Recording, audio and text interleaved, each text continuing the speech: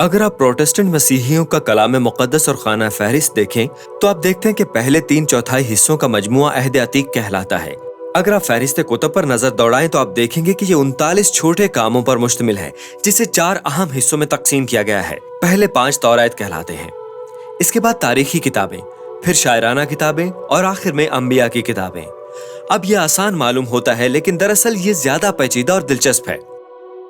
عہد عتیق کہلانے والی ایک ہی جلد میں ترتیب کتابوں کا یہ مجموعہ مسیح کے بعد کی روایت ہے، جو جناب مسیح اور ان کے انبیاء کے زیر عمل ہوتی ہے۔ قدیم یہودی روایت میں یہ سب کام الگ الگ پیمانے پر تھے، اور ان کا تصور 3 متحد حصوں کے مجموعے کے طور پر کیا گیا تھا، جسے تنخ کہا جاتا ہے۔ تورات کے لیے ایک عبرانی ترجمہ ہے جس کا مطلب ہدایت ہے، نوائیم جس کا مطلب ہے انبیاء، اور کیتویم جس کا مطلب ہے تحریریں۔ تنخ میں وہی کتابیں ہیں جو پروٹسٹنٹ پرانے عہد نامے کی طرح، لیکن ان کو ترتیب مختلف انداز میں کیا گیا ہے۔ تورات سے مماثلت رکھتا ہے، لیکن انبیاء 4 تاریخی حکایتی کتابوں پر مشتمل ہے، اور پھر 15 کاموں پر مشتمل ہے جو مخصوص انبیاء کے نام پر رکھے گئے ہیں۔ اس کے بعد تحریریں، شعر اور داستانی تحریر کا ایک مختلف مجموعہ ہے۔ یہ سوم حصوں پر مشتمل ایک قدیم نمونہ ہے۔ اس کا تذکرہ قدیم یہودی تحریر جیسے بحیرہ مردار، حکمت بیان سیراخ میں ہوتا ہے، یہاں تک کہ جناب مسیح ناصری بھی اس کی نشاندہی کرتے ہیں۔ ایسا اس لیے ہے کیونکہ سوم حصوں پر مشتمل شکل کتابوں کے خود ساختی نمونے پر مبنی ہوئی ہے۔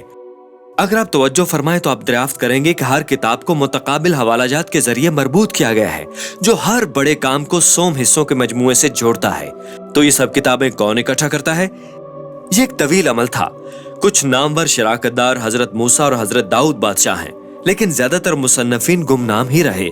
کلام مقدس میں ان کو عام طور پر فقیہ یا انبیاء کرام کہا جاتا ہے۔ یہ کتابیں بنی اسرائیل کی پوری تاریخ میں اس وقت تشکیل ہوتی ہیں جب نبوتی فقیہوں کی نسلوں نے ماضی کی کہانیاں اور نظمیں جمع کی، ان کو بڑی تعداد میں مرتب کیا، اور پھر آخرکار اس سارے مواد کو کتابوں کی متفقہ لائبریری میں منتقل کر دیا گیا، جو تنخ ہے۔ مزمور اور انبیاء کی تحریر سے یہ واضح تھا کہ یہ نبوتی فقیہ ایمان رکھتے تھے کہ یہ روح القدس ہی اس پورے عمل کی پیروی کر رہا ہے، تاکہ انسانی زبان کے ذریعے خدا لوگوں سے مخاطب ہو سکے۔ یہی وجہ کہ انہوں نے ان تحریروں کی قدر کی مطالعہ کیا اور ان کو ایک متحد مجموعے میں تحریر کر دیا۔ ہمیں یہ نہیں معلوم کہ یہ عمل کب اختتام پذیر ہوا، لیکن یہ قبل از مسیح سے آخری صدیوں میں ہوا۔ اس کی حتمی شکل میں تنخ بنی اسرائیل کی تاریخ کی ایک نبوتی ترجمے کے طور پر پیش کی جاتی ہے، جو دنیا ہستی کو بچانے کے لیے خدا کے مقاصد کو ظاہر کرنے کا دعویٰ کرتی ہے۔ اگرچہ ہم ایک ویڈیو میں مکمل مجموعے پر انصاف نہیں کر سکتے، تاہم ان تحریروں کے بارے میں جائزہ لینے میں مدد ملتی ہے۔ تورات کا آغاز خدا کی تخلیق اور اس زمین کو برکت دینے سے ہوتا ہے، یعنی ہماری اچھی دنیا کو۔ خدا اسے ایک ایسی مخلوق کے حوالے کرتا ہے جو خدائی شبیہ کی عکاسی کرتا ہے، یعنی بنی نوع انسان یا عبرانی میں آدم۔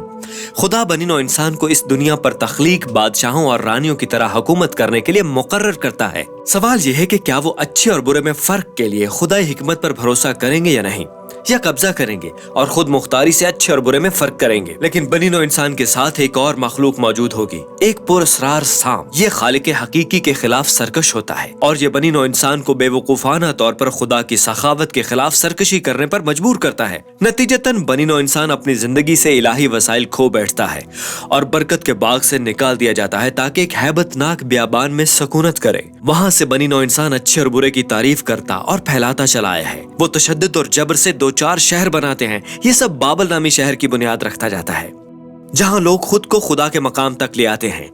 اب کلام مقدس کا بنیادی تنازعاتی پلاٹ طے ہو گیا ہے۔ خدا اپنی دنیا کو برکت بخشنا چاہتا ہے اور انسانوں کے ذریعے حکومت کرنا چاہتا ہے، لیکن اب بنی نوع انسان کا ایک ہی مسئلہ ہے، وہ برائی کے زیر اثر ہے۔ وہ بے وقوف اور قلیل نظر والے بن گئے ہیں اور خود ہی تباہی کی طرف گامزن ہیں۔ یہ خدائی حل کے لیے ایک نظام ہے۔ ہمیں ایک نئی قسم کے انسان کی ضرورت ہے۔ تو خدا وعدہ کرتا ہے کہ ایک نئی انسانیت آئے گی جو شیطان کے آگے گھٹنے نہیں ٹیکے گی۔ در حقیقت وہ اسے مات دے گی۔ یہاں سے کہانی ایک وعدہ شدہ مرد اور عورت کا سراغ لگاتی ہے، حضرت ابراہیم اور سارہ۔ خدا نے انہیں وہی الہی برکت دی جو صفحہ نمبر 1 پر انسانیت کو دی تھی۔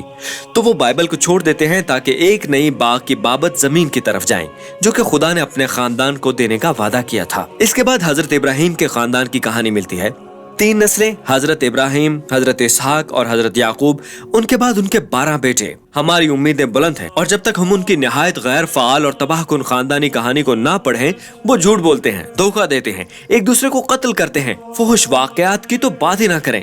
لیکن باغ کی کہانی کے بعد آپ کو ان سے امید بھی کیا کرنی تھی؟ وہ انسان ہیں، आखिरकार हजरत इब्राहिम का खानदान भी असीरी में मिस्र जा पहुंचा। हजरत इब्राहिम के खानदान की ये तमाम नाकामियां मुट्ठी भर रोशन लम्हों के लिए एक तारीखी पस मंजर की हैसियत रखती हैं। खुदा इन लोगों के साथ अहद किए रखता है, यहाँ तक कि वो इनसे एक वादा करता है जिसे मुआहिदा कहा जाता है कि वो बनी नौ इंसान को रिहाई दिलाएगा और बरकत बख्शेगा। लेकिन हजरत इब्राहिम का खानदान उस वक्त बेहतर है जब वो अपनी खुद गर्जी छोड़ें और बुनियाद परस्ती के साथ खुदा के वादे पर भरोसा करें। यहाँ से खानदान में इजाफा होता चला गया। वो मिस्र में गुलामी में जा पहुंचे और हम तौरात के मरकजी किरदार हजरत मूसा से मुतारिफ होते हैं। खुदा उसकी बढ़ाई करता है ताकि वो बनी इसराइल को बचा सके और उन्हें एक पहाड़ पर ले आए। उन्हें रिश्ते के लिए 613 शराइत दी गई हैं, जो नए किस्म के इंसान बनने के लिए हिदायत हैं, जो कि खुदा की ईमानदारी से पूरी दुनिया में रहनुमाई करेगा।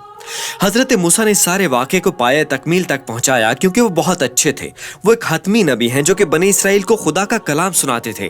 वो एक खादिम है जो कि खुदा के आगे उनकी रहनुमाई करता है और यहाँ तक कि उसको बादशाह भी कहा जाता है। लेकिन जैसे जैसे तौरात में आगे जाए तो बने इसराइल को नीचे की तरफ जाते हुए देखा जा सकता है। वो उस अहद की खिलाफ वर्जी करते हैं और यहाँ तक कि हजरत मूसा ने खुदा के खिलाफ बगावत की। दर हकीकत तौरात इख्तिताम को पहुँचती है जब हजरत मूसा ये पेशनगोई करते हैं कि बनी इसराइल की नाकामियां जारी रहेंगी। जब वो अपने वादाशुदा जमीन की तरफ लौटते हैं तो वो फिर एक मर्तबा असीरी में चले जाएंगे, लेकिन उसे उम्मीद है कि खुदा बनी इसराइल को बचाकर अपना वादा पूरा करेगा। एक दिन उन नाकामियों का इहाता करेगा और उनके खुद गर्ज दिलों को शिफा बख्शेगा। और फिर हजरत मूसा वफात पा गए। तौरात की किताब के आखिरी फ़िक्रे हैरत अंगेज हैं। वो वक्त के साथ आगे बढ़ते हैं और हम नबूवती फकीहों से सुनते हैं जो तनख की तश्कीलें नौ करते हैं। वो अपने नुक्ता नजर से हजरत मूसा की कहानी पर गौर करते हैं। वो बताते हैं कि बनी इसराइल की तारीख में कभी कोई ऐसा पैगंबर नहीं आया। मेरी ख्वाहिश है कि उसके जैसा एक और नबी, एक और खादिम और बादशाह हमें मिलता। इसके साथ ही हम नवेईम की जाने बढ़ते हैं। इसके 2 ज़ैली मजमुए हैं। अव्वल है साबिक अंबिया कराम, बनी इसराइल की वादाशुदा सरजमीन की कहानी पर 4 नजरियाती काम बाद के अंबिया कराम के नुक्ता नजर से बताए गए। यशवा की क़यादत में मामलात का आगाज बहुत अच्छा हुआ। हमें बताया जाता है कि वो कामयाब था क्योंकि वो हजरत मूसा की तरह था और वो दिन रात कलाम मुक़द्दस का मुतालिया करता था। लेकिन आखिरकार यशवा भी नाकाम हो गया और यहाँ से बनी इसराइल के खुद को तबाह करने के तवील और पुरतशद्दुद ज़वाल का आगाज हुआ। जैसे कि हजरत मूसा और बाग की कहानी में देखा गया, ये कहानियां ज्यादातर बनी इसराइल के बादशाहों, नबियों और काहिनों की नाकामी पर मरकूज हैं। वो किस तरह झूठ बोलते, धोखा देते, एक दूसरे का कत्ल करते। ये बुनियादी तौर पर बाप दादा की नाकामियों का एक तवील और खूनखार मंजर है, लेकिन कुछ रोशन मनाजर भी हैं। खुदा बनी नौ इंसान को बरकत देने के अहद की एक नई दास्तान के जरिए तौसीक करता है। ये बादशाह दाऊद की नस्ल में से होगा। आपको दाऊद या सुलेमान बादशाह जैसे लोगों के बारे में कुछ कहानियां मिलती हैं जिनके पास हजरत इब्राहिम जैसे लम्हात होते हैं, लेकिन ये ज्यादा वक्त नहीं रहता। क्या आप नहीं जानते हजरत इब्राहिम का खानदान वहां जा पहुंचा जहां से वो शुरू हुए थे? बाबल को फतह किया और बाबल में ही असीरी। लेकिन याद रखें, ये पूरी कहानी बाद के अंबिया कराम के नुक्ता नजर से बताई गई है और वो समझते हैं कि असीरी अंजाम नहीं था। लिहाजा वो बनी इसराइल की माजी की इन कहानियों को मुस्तकबिल की उम्मीद की निशानदही के तौर पर पेश करते हैं। जब खुदा बाबल से अपने लोगों को बचाएगा, वो एक नया बादशाह भेजेगा जो सुलेमान और दाऊद बादशाह के अच्छे दिनों की तरह होगा। दर हकीकत बाद के अंबिया कराम के बारे में नवेईम के दूसरे हिस्से में यही पाया जाता है। मखसूस अंबिया कराम से मुंसलिक 3 बड़े और 12 मुख्तसर काम हैं। ये नमूना हमें पैदाइश की किताब के 3-12 आबाओ अजदाद के बारे में याद दहानी करवाता है, जिसकी नाकामी कहानियों में उम्मीद की रोशनी बनी।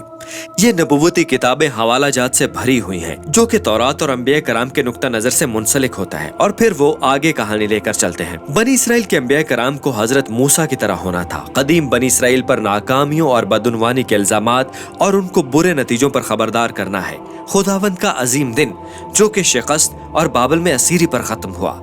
लेकिन अंबिया कराम ने यह भी वादा किया कि खुदा का एक मकसद है ताकि वो अपने लोगों को पाक करे और एक नया इजराइल बनाए जो हजरत इब्राहिम की तरह वफादार हो। वो खुदा के साथ एक नए वादे के तहत अहद के रिश्ते में रहेंगे, जिसका जिक्र तारीख में नए मूसा की तरह होता है, लेकिन उसे पुकारा दाऊद के नाम से जाता है। वो पूरी दुनिया पर खुदा की बरकत की बहाली का बाइस बनेगा।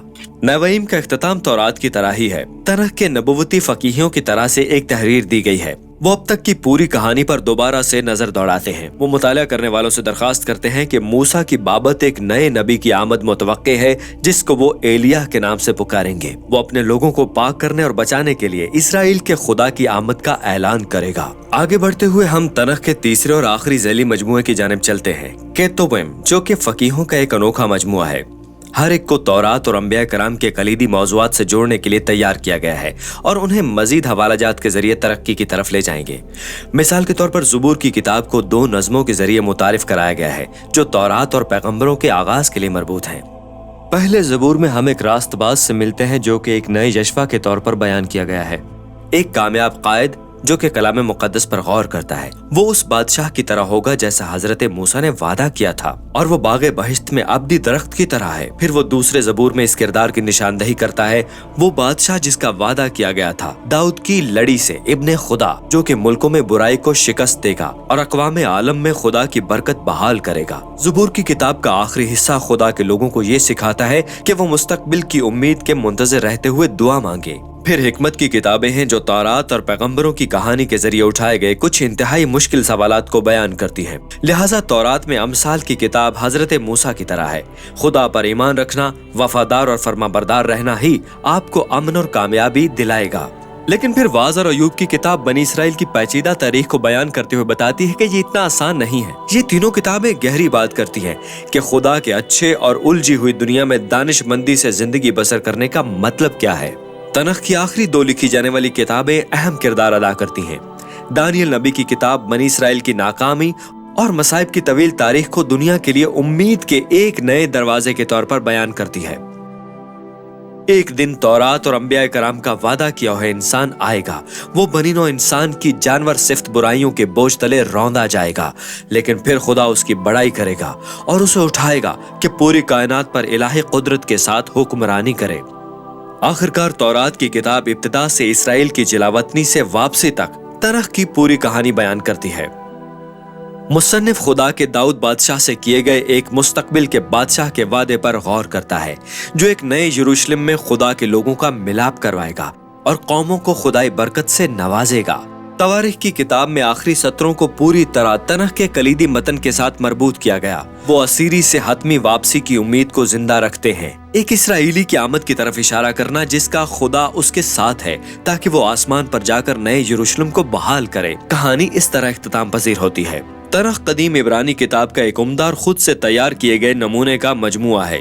इसराइल की तारीख के तमाम अदवार की ये मतनूह तहरीरें बनी इसराइल और बनी नौ इंसान के खुदा के अहद के वादे के बारे में एक मुतफ़िक़ा कहानी के तौर पर बने हुए हैं। वो जिंदगी भर पढ़ने और गौर करने के काबिल बनाए गए थे, चूँकि ये काबिल जिक्र इंसानी अल्फाज, दानिशमंदी और मुस्तकबिल की उम्मीद का इलाही कलाम पेश करते हैं जिनका जिक्र आज भी किया जाता है।